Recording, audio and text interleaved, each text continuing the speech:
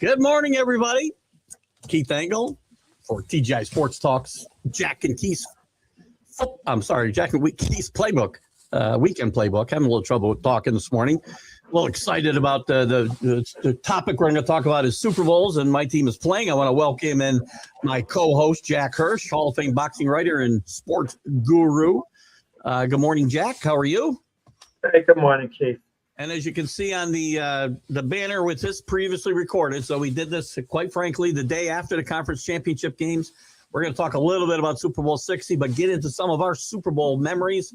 Jack's memory is probably a little bit longer than mine, but not a lot. Well, I remember something about every single Super Bowl, Keith. Yeah, I do too, actually. I didn't see them all live like you did, since I've been seeing them live since the day one, probably. So. Anyway, maybe not. But welcome everybody. I've seen every single one, Keith, and I could talk about a few NFL championship games before that. You go back to Amici and the Colts? No, not quite. No, not quite Alan Amici, but I'm going to tell you one thing that kind of bothered me when the Kansas City Chiefs were going for 3 in a row. I kept hearing, they're going to be the first NFL team in history to win 3 Super Bowls in a row. Technically, that was correct, but the Green Bay Packers won Super Bowls 1 and 2, but they won the NFL championship the year before the Super Bowl started. So really, they had won 3 in a row in reality. It started right off the bat. It's actually a great place to start, and we'll talk a little bit about this year, but a lot of this is going to be our memories. Too many people, I think, younger than me, and certainly. Probably the demographic that TV's after the most, the young people, they think that championships in the NFL started with the Super Bowl. There was a lot of NFL champions before we had a Super Bowl, uniting the AFL and NFL, and some great teams before Lombardi's Packers, before the Patriots, before the Chiefs, right? So those teams have to be given some. No, absolutely. But in fairness to the modern players, the modern teams, they have a harder playoff road in 100%. the sense that they have to go through playoff hoops. But I remember before the Super Bowl was played, maybe it was the year before, I'd have to look up. The LA Rams would be in the same Western Conference as the Green Bay Packers. The LA Rams had a 14-game schedule. And the LA Rams had a record of 11 wins, no losses, and 2 ties. They didn't play really overtime then. They ended ties. So technically they were unbeaten, 11-0-2, and they squared off against the Green Bay Packers in the final game of the season. The Packers had 1 loss to see who would win the division and go to the NFL championship game. And the Packers beat the Colts, as I recall, something like 34-10. And based on having an 11-1-2 record, the Packers didn't go to the, playoff/championship game.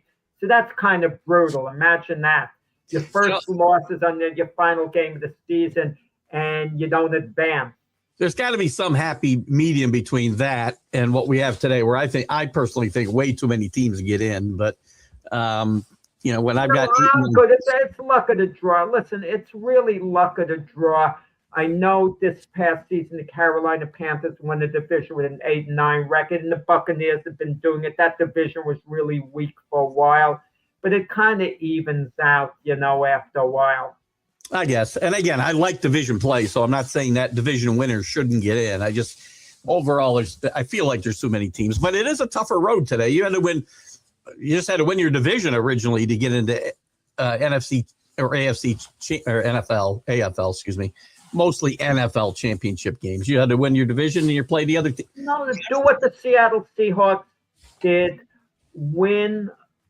Have the best record in the NFC. You get the bye. You just have to win 2 games at home to get to the Super Bowl. It makes it an easier road, and that gave them the advantage over the LA Rams, who had to play 2 games previously, and now they had to play at Seattle, which, it's a difficult place to play. And then the Patriots, okay, they beat the Broncos in Denver, but at least Denver came very close to going to the Super Bowl. They just had to win 1 game at home, a tough game against the Buffalo Bills, granted. And then it was all set up for them, to play the AFC Championship game at home. But it doesn't always quite work out the way you want it to. But there is an advantage still to having the best record in your conference. Oh, 100%. I can remember years where, road teams won. With the first year the Patriots got in, they got demolished by the Bears. But they had to win all 3 of their playoff games on the road. They had to win against the Jets. They had to go to Oakland and beat the Raiders, and they had to go to Miami and beat the Dolphins. So that's one of the tougher roads I've seen to the Super Bowl. Didn't pay off in the end, but... You're muted, Jack. The Patriot fans hated Tony Eason, really hated him. But if they remember, he did love Tony Eason. To a Super Bowl. I love Tony Eason. Well, the fans hated him. I mean, it was a bad relationship. I got to the point, Jack. We had season tickets at that point. I could not wear my Tony Eason jersey into the stadium because I'd be abused on the way in and the whole game. I couldn't wear so they did hate Tony Eason. You're absolutely right. You wonder about sometimes quarterbacks leave a team. You wonder about their legacy. Look, Aaron Rodgers was a Jet for 2 seasons. Aaron Rodgers can't stand the Jets. I don't think Jet fans hate Aaron Rodgers. If he walked into a room with Jet fans, I don't think they would boo. I think it's indifference. Probably not. Look, I was at a Kohl's, and I saw the clearance rack in Aaron Rodgers' jersey that I could have gotten at a good price. But what am I going to do wearing Aaron Rodgers' jersey? There's no real legacy there. Joe Namath one I would have grabbed, okay, for example. But it's the way it goes. Relationships with fans and former players could be complex at times. When you think about the Super Bowl, we go back to 1966, 67. I guess 67, the game was played probably, right? We've had dynasties. We've had, the Packers the first couple of years, right? We had the Steelers. We had, after that, we had the 49ers for a bit. We had the Dolphins. I don't want to leave the Dolphins out. And we had the Patriots. We had the Chiefs. When you think about it, I think the Patriots' legacy is pretty good, even without that 20 years, because we had Super Bowl at least participants in the 80s, the 90s, the 2000s, the 2010s, and now the 20s. That's 5 different decades. I'm not sure, without looking back, and maybe your memory will be clearer than mine off the top of your head. Has anybody else had Super Bowl appearances in 5 different decades? No, not just that. The 2 decades of the Patriots where they had dominance, at least in the AFC East. And how you could tell a team's a dynasty. A bad year for the Patriots during that time would be to lose in the AFC Championship game. That would be considered a disappointment. Now, look at all the teams where it would be a successful year, just make an appearance in the AFC Championship game. I know it was a disappointment for Denver this year to lose there because they won the playoffs the year before, and they knew they were going to get the bye, so their aspirations were a little higher. But for the most part, it's a good season if a team took takes a leap up. Look, if the Bears got to the NFC Championship game, you'd say, hey, nice season. Their fan base would say, we got to the NFC Championship game the year before that when the Commanders got there. You'd say, hey, good season. But with the Patriots, it would always be a disappointment. And look, as a Jet fan, I look back to the 2 Rex Ryan years where they got to the AFC Championship game. We're disappointed we lost it, but at least we got to a Super Bowl. Look with Bill Parcells. We got to an AFC Championship game. It ended in disappointment.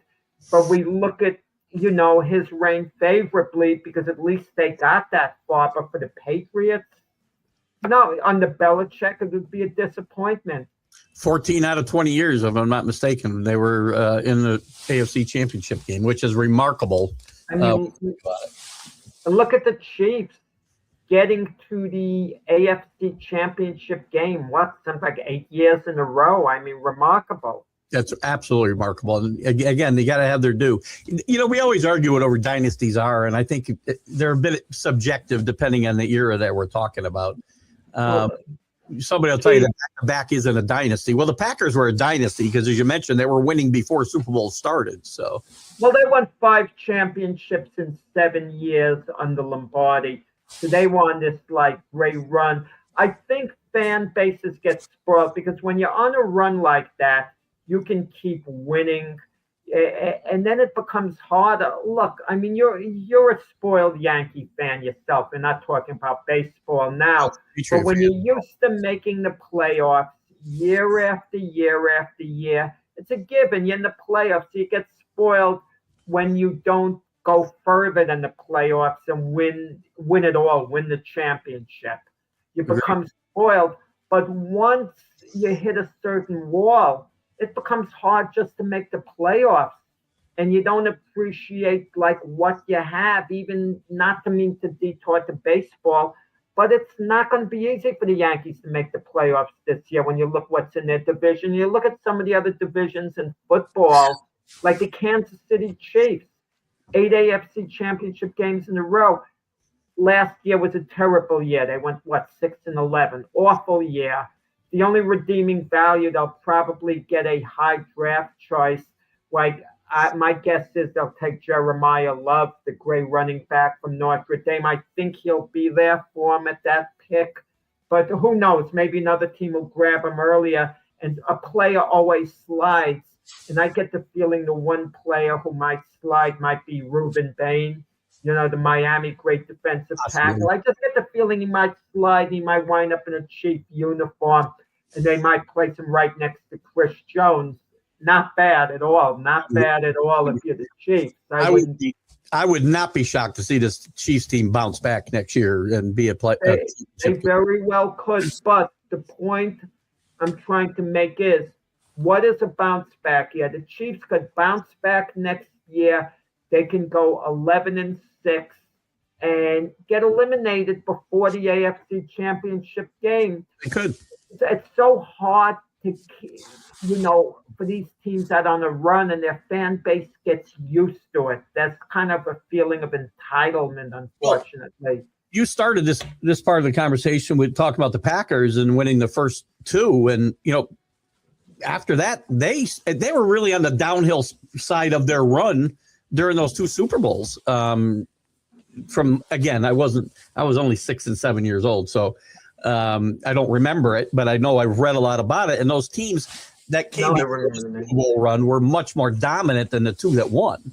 And then they didn't even make the playoffs again until 74, if I'm not mistaken. Yeah, I think it was Phil Bankston who took over for Lombardi. Okay, I was trying to strain my mind, and then I finally Phil Bankston, I think was the name. Yeah. So what had happened? The Packers the next season, after winning the first 2 Super Bowls, year 3 Lombardi leaves. They go 6-7-1, I think it was the record. And even Jerry Kramer said even Lombardi would have had a hard time keeping us on top at that point. They would have been better than what they were, but they weren't going to win the Super Bowl in year number 3. The Baltimore Colts really had a great team. They were 13-1 and then got upset by the Jets. Listen, that was the Jets' only Super Bowl appearance. And that was arguably the most, let's put it this way, that was the most charismatic Super Bowl in history, maybe, if you want to use the word charisma for Super Bowls, or the most important Super Bowl, or the highest impact Super Bowl. But you want to know something? As a Jet fan, I got to look at things objectively. The Baltimore Colts had a better team than the Jets. Yeah. Not that day. They had a better team. And if you want any evidence of that, 2 years later, the Baltimore Colts were a shell of the team that they were that lost to the Jets. They weren't as good, and they win the Super Bowl 2 years later. Now, Tom Matty always used to say, and this had no merit at all, oh, we were a better team. We beat them handily when we played them 2 years later. It was 2 years later. The year you beat them handily, first off, you didn't beat them handily in the first game. It was a 7-point victory. Yeah. You beat them handily in the second game. But let's forget those 2 wins over the Jets 2 years later. The Jets were 4-8 otherwise. They were injury depleted.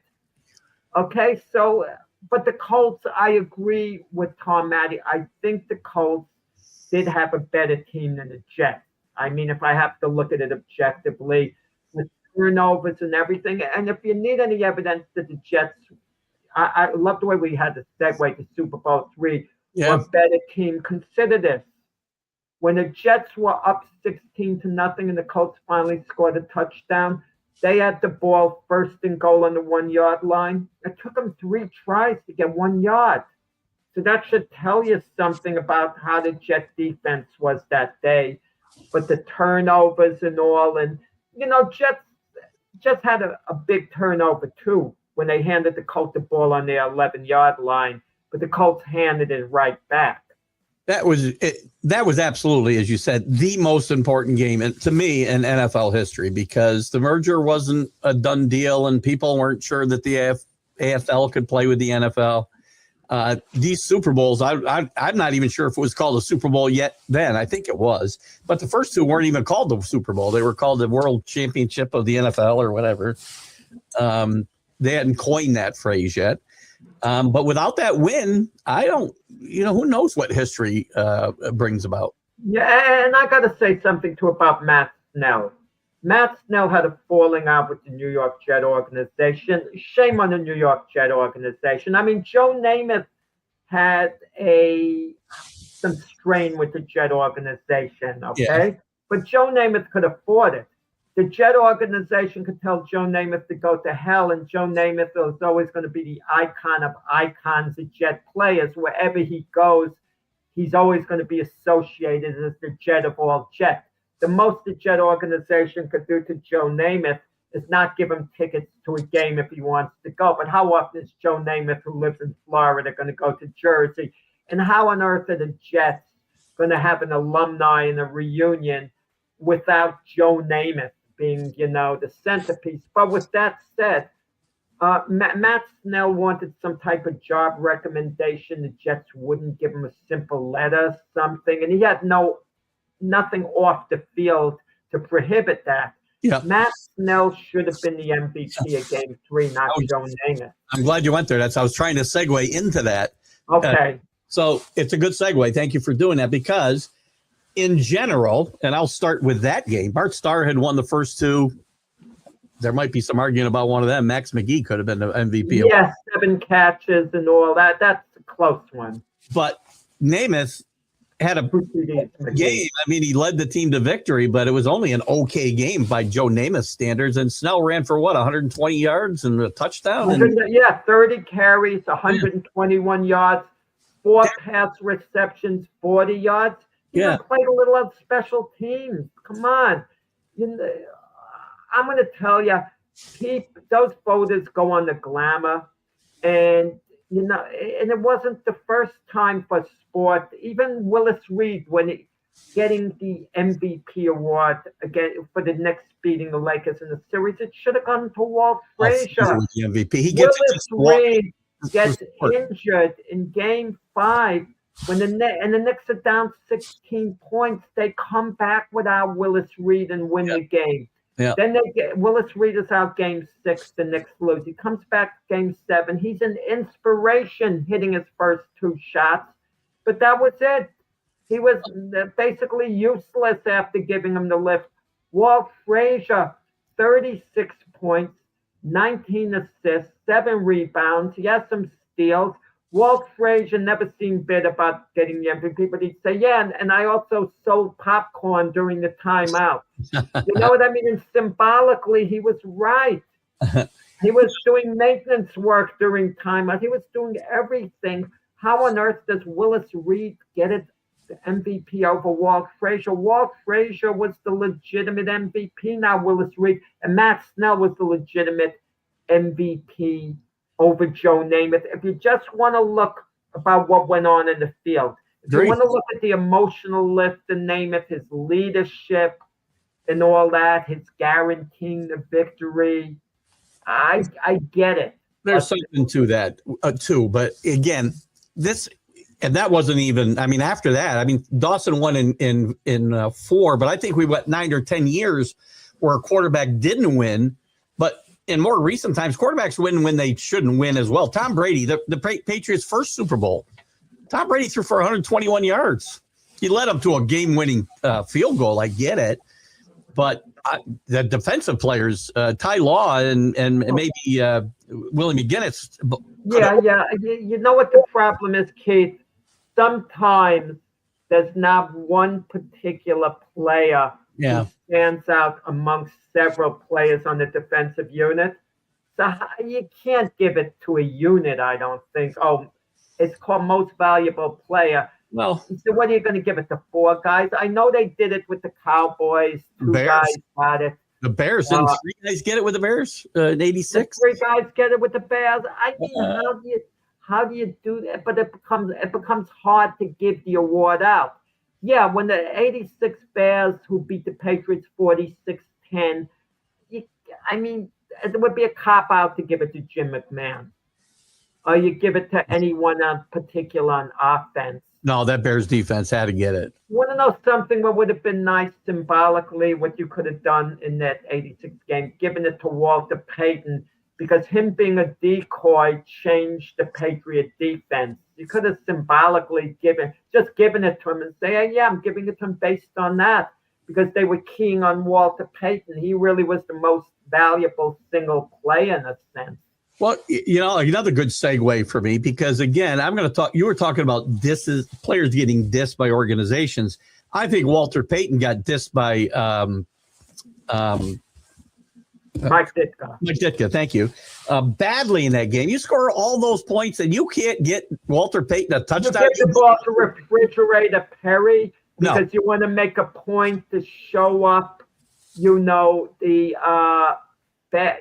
I mean, people are saying, what was it, Ditka who said it was a wasted draft choice when they got him? Yeah. So, and he was on defense. You know, I'm going to tell you something. I think, and I'm pretty sure this, the way Ditka expressed remorse, I think if you ask Mike Ditka, what was the biggest regret of your career? That was it.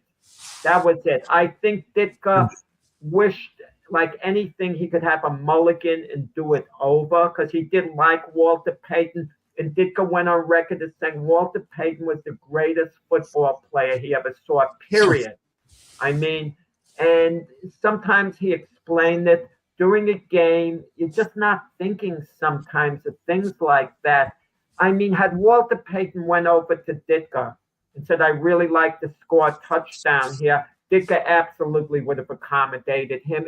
But I understand Payton has his pride. You're not supposed to do that as a player. Go over to a coach.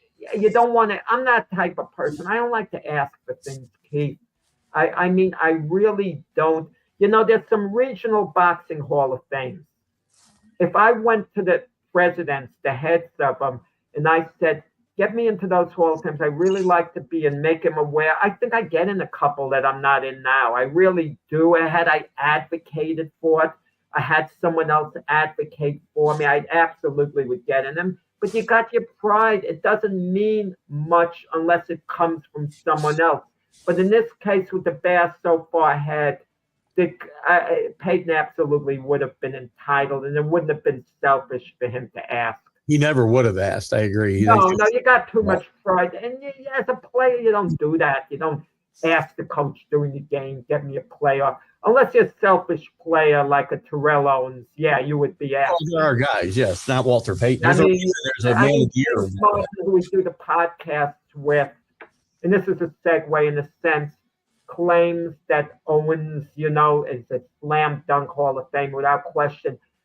A lot has to do with what you mean in the locker room. Yeah, I agree. You can't have it both ways, Keith. You can't talk about intangibles and say a guy is a great leader, and that plays into you putting him in the Hall of Fame because of great leadership he shows.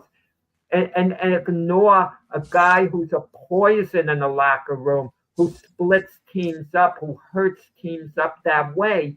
You can't ignore it. You can't have it both ways. You have to have it both ways in the sense when you evaluate a guy. Well, I know guys who talk up Terrell because he played in the Super Bowl against the Patriots in whatever Super Bowl it was, 30-something. And they almost won. He played with a very badly sprained ankle, if you remember. They talked him up how well he played, playing hurt. But all I remember is he threw his quarterback right under the bus after the loss. He threw Donovan McMahon right under the bus. Let me tell you what would annoy me more than Walter Payton not scoring the touchdown. The 49ers have a day for Jerry Rice. All they do is throw the darn ball to Terrell Owens, and he's yucking it up. If I'm Jerry Rice, I'm ticked off. You didn't get me more involved in my own day. Are you kidding me? Yeah. I mean, that was a fiasco that people don't talk about. That's a good one. And we've had a lot of memory. What's your best Super Bowl memory? Is it maybe Super Bowl? Yeah, it would be Super Bowl. It would be Super Bowl III, the Jets winning it. Yeah. I mean, because you have to understand the history. As a kid, I grew up as an AFL fan. There wasn't the AFC, NFC. It was AFL, NFL. And I didn't remember the AFL. I'm not quite that old when they first started in 1960. But I really started taking, my first sports memories were taking pride in the AFL in the mid-60s. All the teams, your Boston Patriots with Jim Nantz and all. They were a bad team. They were really a bad team, the Boston Patriots. They had some decent teams in the AFL. They weren't awful. Maybe early on with Gino Cappelletti, who was just a little before my time when I was really a fan. Yeah. And one of my and there was a relative that took me to a Jet game when Joe Namath was fairly new. Was it his first year, second year? I don't remember, but I do remember. I believe it was his first year or whatever. But Joe Willie threw 5 interceptions in the game against the Buffalo Bills. And he'd have these games, and I'd see him play against the Houston Oilers, throw interceptions. And the year they won the Super Bowl, I actually didn't go to a game, but I'd avidly watch it on TV. And I was really into the AFL. I love the Kansas City Chiefs, Oakland Raiders rivalries. I like the San Diego Chargers with John Hadle as, their quarterback. Darryl LaMonica, the Raider quarterback, Len Dawson, the Chiefs quarterback. We had some good quarterbacks, good players. But, of course, the Super Bowl, you run up against the Green Bay Packers. Never mind that the Packers were clearly better than most of the teams in the NFL, but they were barely better than the Cowboy teams, barely, okay? And the Packers prevented the Cowboys from going to the Super Bowl. Now, I remember Super Bowl, before I get to Super Bowl III, Super Bowl I, we were so brainwashed into the NFL superiority. Even as an AFL fan, we felt like a poor relation. I remember the opening kickoff, and we had a Cousins Club meeting, but all the men would go to the room and watch the game. Okay, we weren't mingling with the women. They were outside. All the men were watching the game, and I was the only boy in the room. Okay, and I remember the first kickoff. Look it up. Maybe my memory's failing me, and maybe this didn't happen. I believe it did happen. The opening kickoff is kicked to Elijah Pitts of the Green Bay Packers. Okay, and he returns it to the 23-yard line, and I thought the Packers were so superior to the NFL. I say, wow.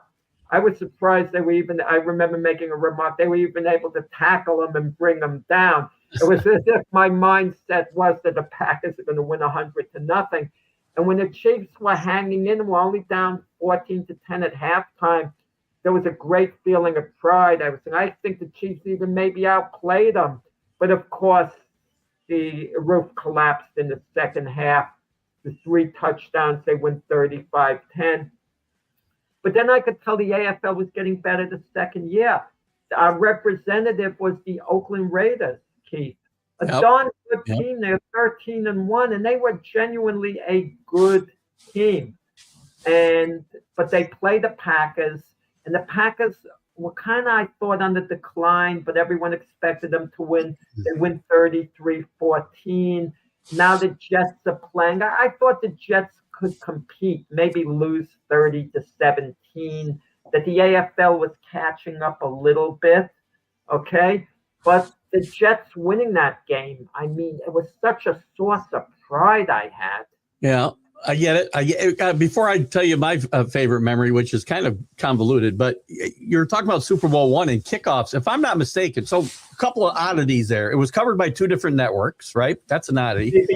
CBS, the NFL, NBC, the AFL. Yeah, and if I'm not mistaken, they missed the second half kickoff and had to re-kick it. Is my memory right there? I believe they missed the second. I don't have a recollection. I remember reading that and I wasn't watching the game, obviously. But I remember reading they missed the second half kickoff and had to do it over again. Imagine doing that today. Or if that had been run for a touchdown, what would they have done? Yeah, but still, I mean, you remember your team that won the Super Bowl. Listen, if you ask me the whole Jet roster today, it changes. Don't ask me. I would flunk a test because guys are moving in and out. Obviously, you have certain, mainstays, Fashanu, Membu, Elijah Virataka. I could tell you the offensive line, and et cetera.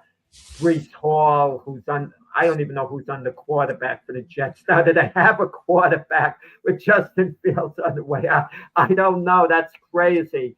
But I could tell you the old Jet teams, the Super Bowl winning team. I got one for you then. I got a question on that in that vein. Yeah. In 2000, for the year the Patriots first won a Super Bowl, 2002, that Super Bowl. Remember Mike and the Mad Dog show, right, on WFAN? Yeah. They used to do a Super Bowl contest, a trivia contest. Yeah. For years, I was trying to get through. I got through that year. I got on the air. I answered every question to the last one. The last question, this is going to be a question for you because I didn't get it. Wow. Yeah. Name the front four, the defensive front four for the 1969 Jet World Championship team. Oh, yeah. Not easy. Front fours had Berlin Biggs, Jerry Philbin. Man, oh, man. Why can't you ask me about the middle linebacker, Al Atkinson, the free safety, Jim Hudson? You didn't even get the cornerbacks, Randy Beverly and Johnny Sampo. So I named Biggs, Philbin. Oh, man. And this is where, I mean, why can't you ask me the offensive line? Winston Hill, Dave Herman, Bob.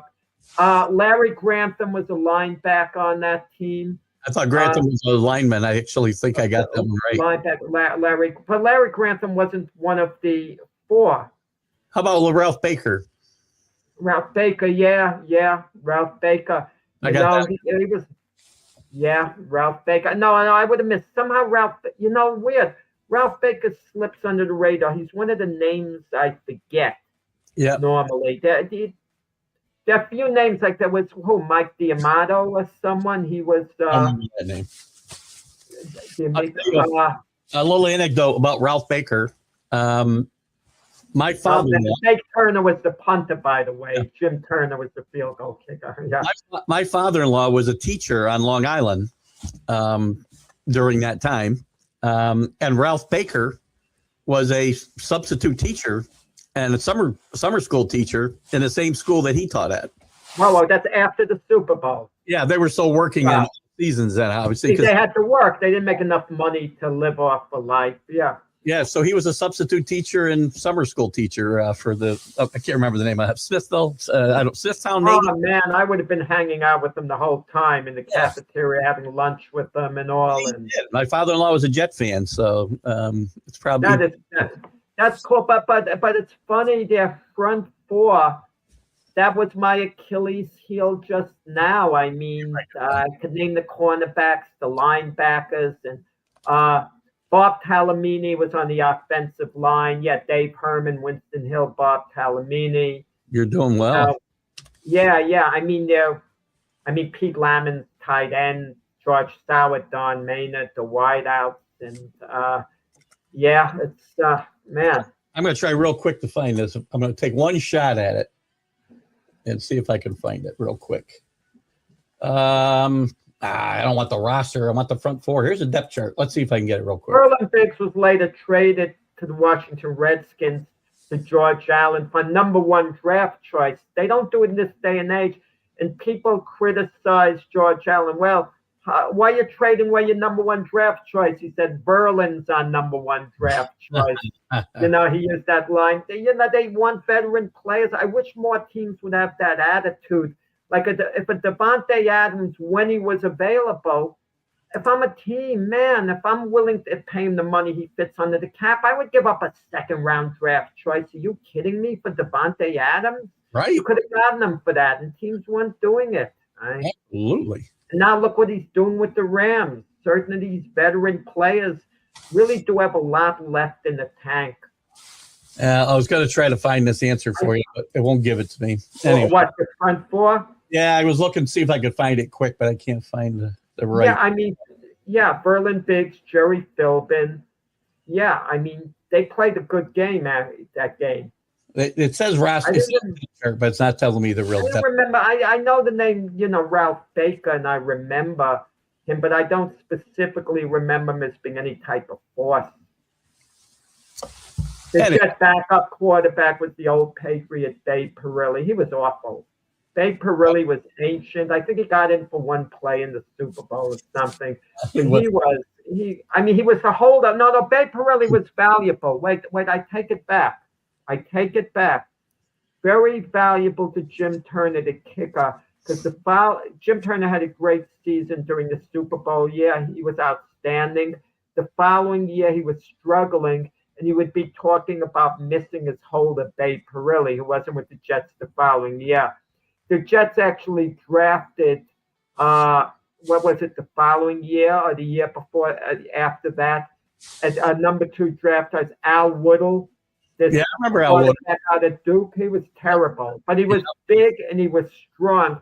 He reminded you at the time, he was like a Sam Darnold, except that Sam Darnold was better. Yeah, and unfortunately, he had to play a lot, too, because Namath was hurt a lot. And I remember and at that time, people don't realize quarterbacks usually always call their own plays. And Woodle, as a rookie, basically, was in a game, playing. And I remember Weeb Eubank had a coach's show, and the Jets lost. He says, well, why didn't Al throw the ball more? Like he was asking, because Al Woodle would call his own darn plays. And the famous game, I think this was the year before the Super Bowl, when the Packers won the championship game. To go to the championship game, the semifinal, whoever won the Western Division, the Colts were down to their 3rd-string quarterback, who later made his mark as a running back, Tom Matte, outstanding player. John Unitas was injured, and the Colts had a great backup, outstanding, Gary Quazzo, who could have started for most teams. That's how good he was, but he was injured. So Tom Matte's in. Tom Matte is clueless. He didn't play quarterback since he was in high school. So he has the plays written on a wristband that he's reading. It's funny because they all have the plays on their arm now, but Tom Matte's the first guy that ever did that.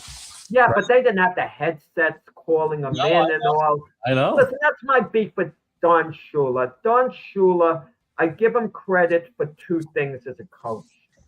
He's the winningest regular season coach in NFL history. He went to 6 Super Bowls, won 2 of them there.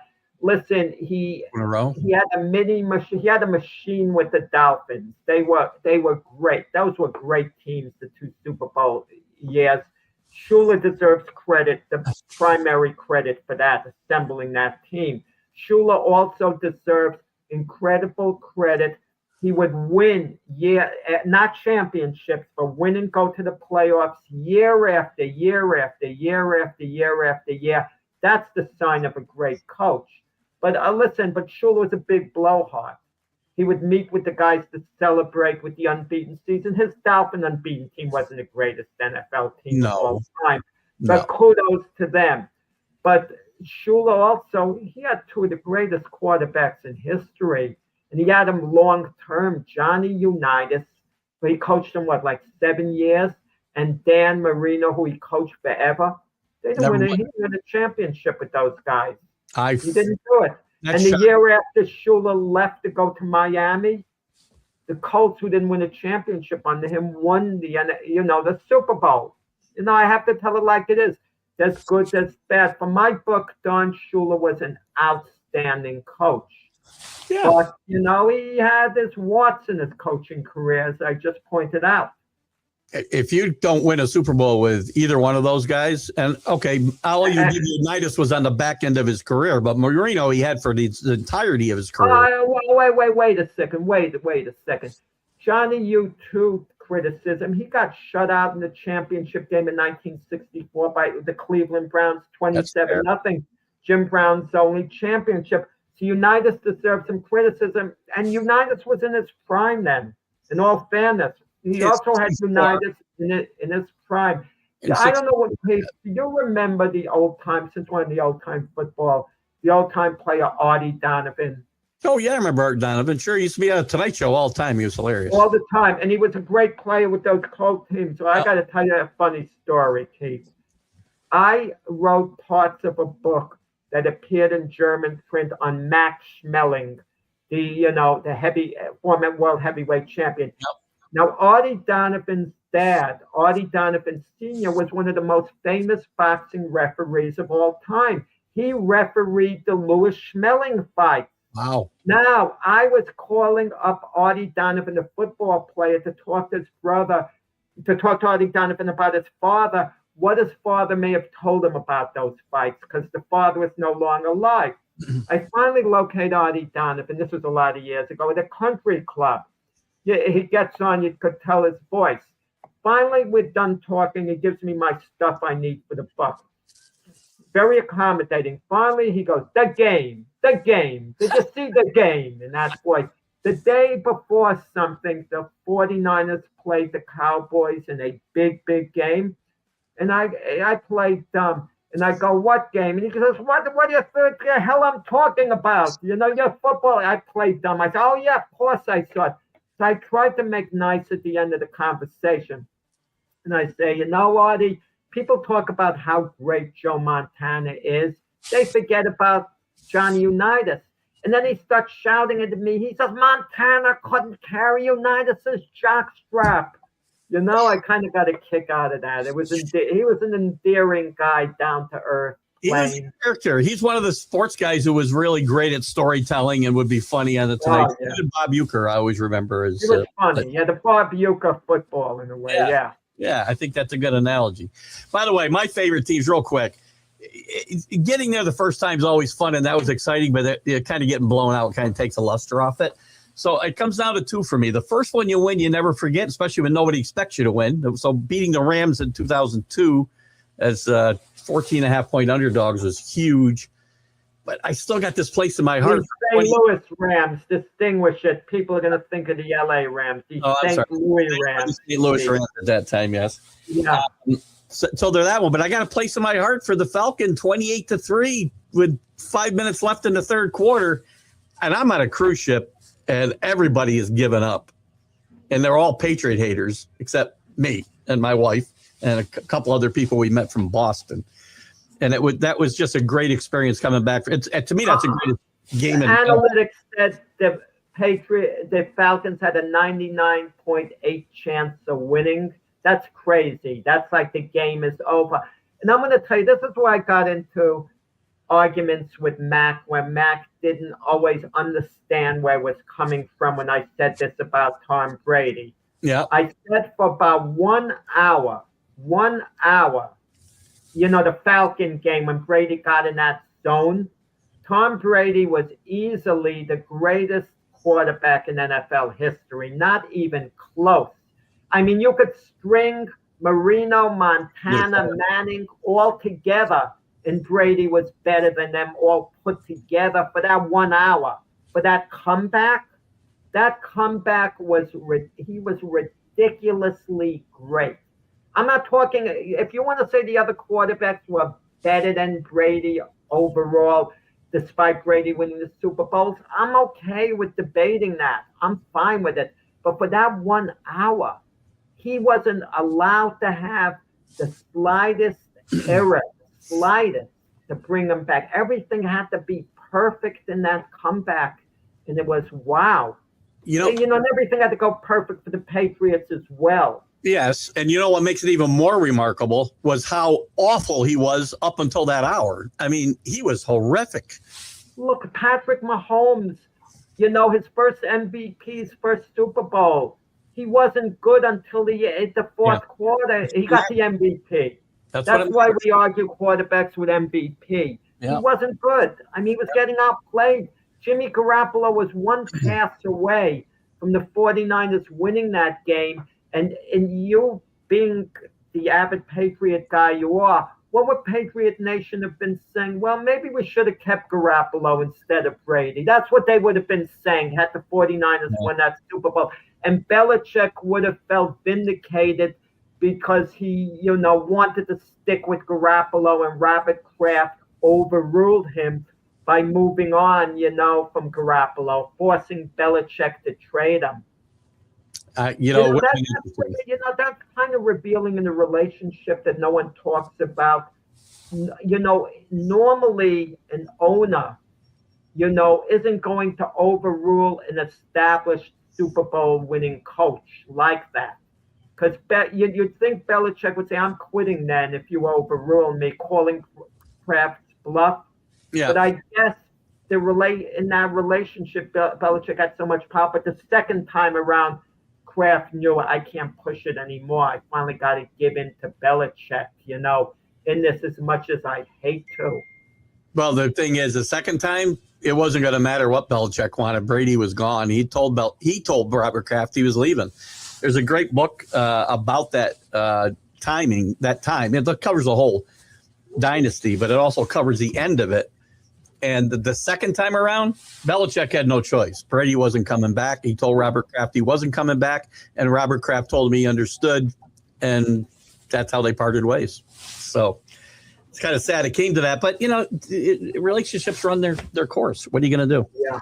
Let's talk about a little bit about teams that lost. We had some good teams that lost Super Bowls. When you think about Super Bowl losers, we think about the Vikings who lost 4.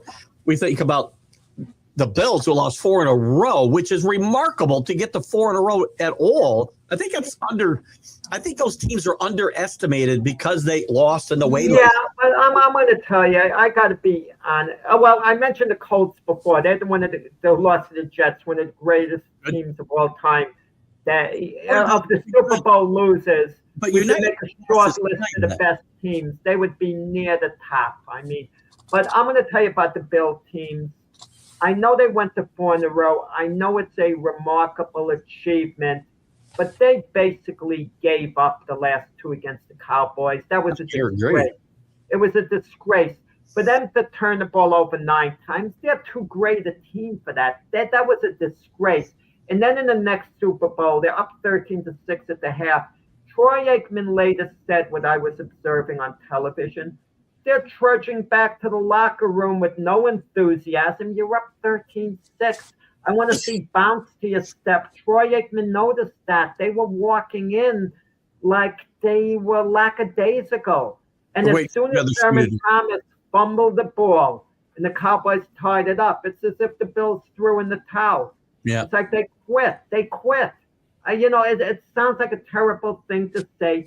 They quit in the 4th Super Bowl as soon as Thomas fumbled the ball. and the Cowboys had a touchdown. They didn't suck it up and, and show any fight at all.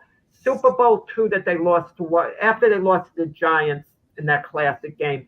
The next year in the Super Bowl, I admired Jim Kelly so much. They got down 37-10. He wasn't quitting. He was battling Jim Kelly. Jim Kelly had a lot of heart, in that game. Because one other guy had a lot of heart. I interviewed him on my show. Don Beebe, if you remember. And the next yeah. He is down Leon Lett. 99 yards he chases him basically down the We had a link to that show with Jim Jeffcoat.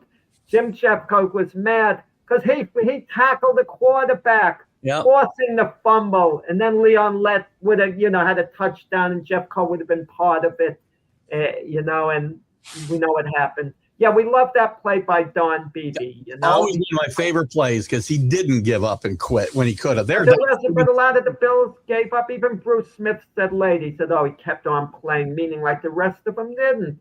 Yeah. 9 turnovers. Are you kidding me? I know.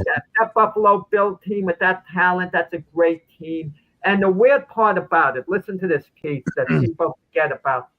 They get the 9 turnovers. They lose to the Cowboys, 49-17. It was a disgrace, or whatever this is. 52, they go into Dallas and play the Cowboys in the regular season. Now, Emmitt Smith is out, but it's in Dallas.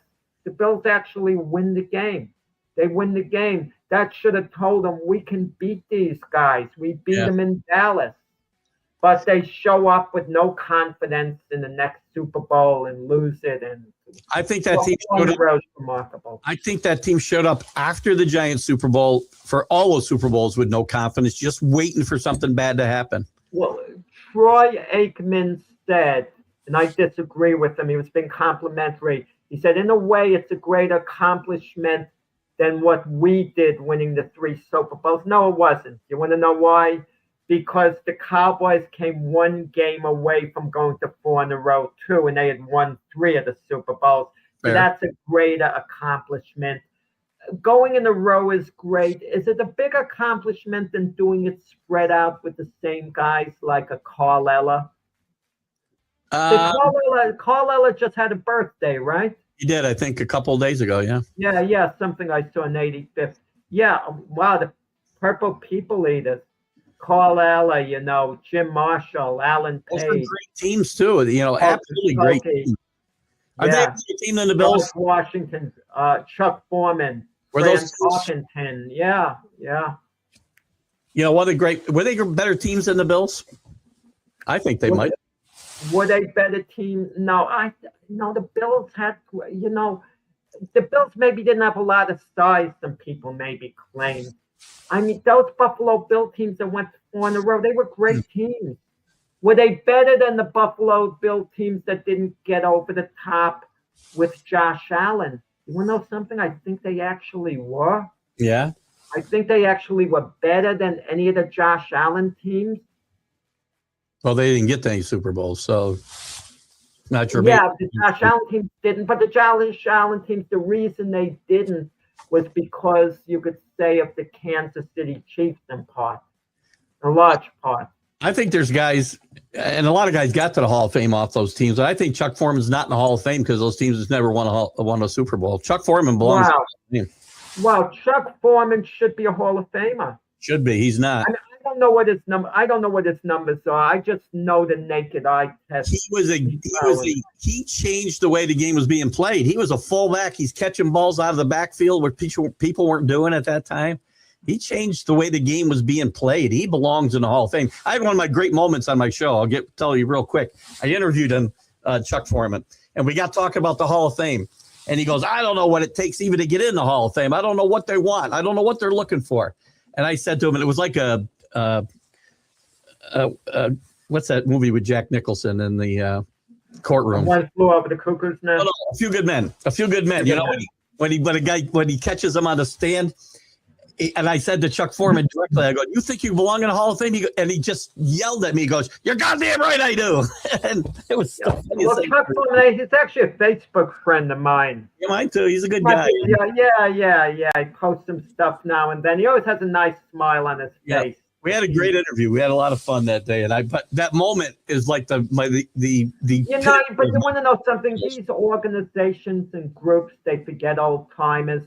You and I have talked about it even, and we could detour, not just mention other sports as an example. The New York Yankees.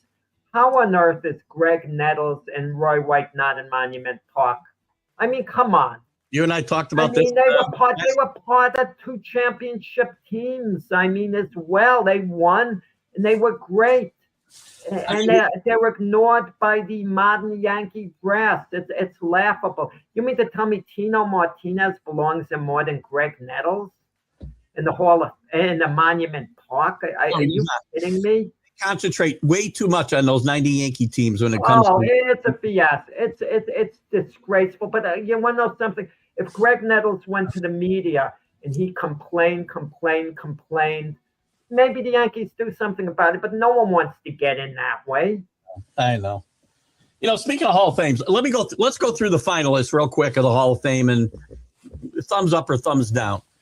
Let's start. I'm going to start with the I want to start with the guys who are the veterans finalists, right? Yeah. Contributor Robert Kraft. We talked about. Oh, absolutely. No, Brent. It's criminal if he doesn't get in. It's disgusting if he's not in. Right. He's still got to get voted in. This is only it's a fiasco if he doesn't get in. Bill Belichick. Oh yeah, easy. They both got to go in together. Yeah. Oh, ideally, yeah. Players. That'll be entertaining. I'm going to watch that ceremony. The senior finalists that are in here are Ken Anderson, Roger Craig, and L.C. Greenwood. And Ken Anderson belongs in the Hall of Fame. Ken Anderson, it's I like Ken Anderson. I'm on the fence with these guys. I really am. Roger Craig, I slightly lean for, but I wouldn't consider it an injustice. If I think of the Hall of Fame. I think of Montana. I think of Rice. And guys like that. Roger Craig. If you're talking about the Hall of the Very Good, Ken Anderson belongs in. Look, does Ken Anderson belong in more than a guy like Phillip Rivers? I think Phillip Rivers was a little better. I'm going to be honest about it. I don't agree. The game was different, but Ken Anderson was. The game was different. Yeah. Anderson still had some pretty damn good numbers for. Ken Anderson, wait. Did Ken Anderson take him to that Super Bowl 1980? Yeah. No, he didn't. Yeah. He was the quarterback there. Yeah. He was. Yeah, I'm on the fence. I'd have to. I can't just give you a yes and no with all of those guys. L.C. Greenwood. Yeah, I like him a heck of a lot. He was terrific. Roger Craig, great running back, outstanding running back, I should say. Fair. He's remembered a little more for that fumble to the Giants that opened up, the door for them to get to their second Super Bowl under Parcells. And L.C. Greenwood gets overshadowed by Mean Joe Green is the problem for him. Right, that's the problem. That's why I have an open mind. We were talking about Harry Carson, I think, before. If not on this show, then on another one. I don't remember, He's on that category in a sense. He was overshadowed a little, but Carson wasn't really overshadowed by LT, I don't think. We know LT was a greater player. Yeah. But I think LC got the hype. Yeah, but the Harry Carson was appreciated. Yeah, LC Greenwood, yeah. Part of the great teams. Yeah, okay. LC Greenwood, yeah. Roger Craig. I put them in order. LC Greenwood, Roger Craig, Kenny Anderson, if I had to put them in order. That's fair. Up or down on these guys, the modern day guys. Willie Anderson, 5th time he's a finalist. I didn't know that. No, I can't say so. No, I say no. Drew Brees, no brainer. Drew Brees, yeah, Drew Brees, absolutely. Jari Evans. Yeah. Larry Fitzgerald. Yes. Easy. Frank Gore is one that I say no, but then I go back and I look at the numbers. Body of work. Almost has to be in the Hall of Fame. Body of work. Yeah. Longevity. Yeah, longevity. You want to know something? he gets in, but let him wait maybe a little bit. I'd like let him wait. I'm not rushing to put him in. Is what I'm saying. If Frank Gore doesn't get in, you don't do a double take. I do a double take, and I argue if Kraft, Belichick, Breeze, Fitzgerald don't get in, then I have a fit about it. But Frank Gore, I'll say, he can wait a little. He could get in this year. He could wait a little. I'm good with whatever. Terry Holt, I'm saying no. Not quite. He's very, very good. Call it a very good, is it? Yeah. He's been finalist 7 times, too. I'm shocked. Yeah, I mean, he might break through. This won't be a good year to break through because he's got Larry Fitzgerald blocking him in a sense. Yeah, I don't think he gets in. Luke Kuechly, which I always say his name wrong. I think he's a Hall of Famer. Yeah, what he meant for the Panthers. It's his day. I'm not. You want to know something? It's not a no-brainer to me. I mean, I kind of lean towards okay, but I'm not. I'm not saying automatic. Oh, he gets in, snap of the finger. Yeah, I kind of feel I'd probably vote for him. Eli is a very interesting case. Yeah, Eli deserves to get in, just not this year. He's got 2 Super Bowl wins. He's got to get in. But not this year. No, you're not putting him ahead of Drew Brees. Not putting him ahead of Larry Fitzgerald. I can't put him in. Again, you can name between like 5 and 11 or something. They got stupid rules in the NFL too. I mean, Eli, you know what it is? I think he waits longer. People are good with Eli getting in, just not immediately. Yeah. Eli doesn't strike me as a first ballot Hall of Famer. Terrell Suggs, I say not yet. Terrell Suggs, I think, has a viable case, very viable case. But, again, some guys I could tell you yes and no. I would be somewhat on the fence. I would have to, sit down, look at his candidacy a little more. Obviously, we've seen these guys play. We know about them. But, you got to still evaluate whether they belong in or not. Adam Vinatieri holds almost every. Easy. Yeah, Adam Vinatieri goes in. Some guys I don't have to analyze. I just, know what they've done I know what everyone's done in their career, but some guys had such a great impact. They got to go in. Not only holds all the records, he had some of the biggest kicks in NFL history. And not only for the Patriots, but he is for the Indianapolis Colts, both teams. Yeah. Speaking of the Colts, Reggie Wayne. I think so. But it's not a slam dunk. I don't know why Kevin Williams is coming up here again. Jason Witten. Jason Witten. Solid candidate. He gets in. He should get in. Yeah. If he's not a first ballot Hall of Fame by the second year, certainly. But Jason, first ballot to me, though. Darren Woodson. Yeah. I think so. A lot. Yeah, I do too. I think so. But again, are we talking first ballot? If you're asking me, should these guys get in the next few years? I think that's all we're saying. A number of them, yeah. If you're asking me this year, some of them. This conversation is basically, should they get in at some point, right? Some of them are getting in this year, we know. And lastly, Marshall Yanda, former offensive tackle with the Baltimore Ravens. I don't really know. Offensive linemen are so hard to judge. That's the hardest position, I think, to figure out whether they belong in a Hall of Fame or not. Yeah. So. Well, some guys, Trent Williams, Joe Thomas, guys like that. I know John Hanna. John Hanna. Yeah. I mean, guys like that, a slam dunk off the bat. Yeah.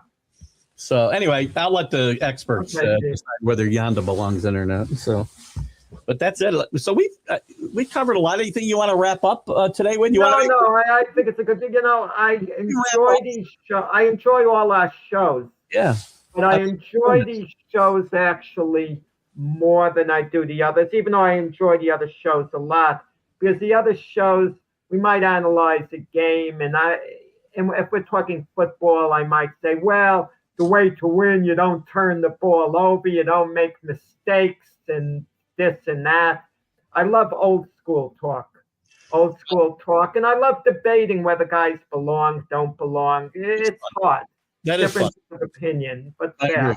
And guys, feel free to comment if you disagree, which I'm sure you do with a lot of things we had to say here today. That's fine.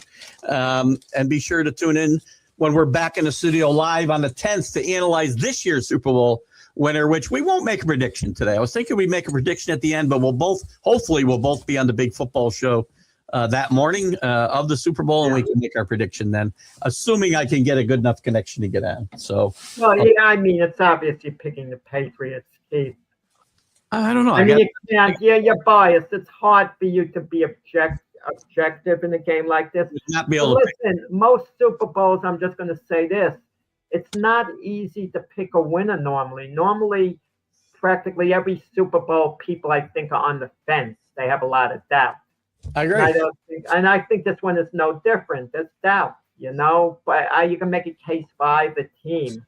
I mean, I have to make my prediction yet, and it's not easy. I will, when I do make my pick, it'll obviously be the Patriots, but I will tell you the reasons why I think they could lose this game as well. So, because it's not a slam dunk by any means. So, But thanks, Jack. It was fun doing this. And thank you all for tolerating these last 3 recorded episodes. As I said, we'll be back live on the 10th to celebrate that New England Patriot Super Bowl victory. Thanks, Jack. Have a great day, guys. Bye-bye.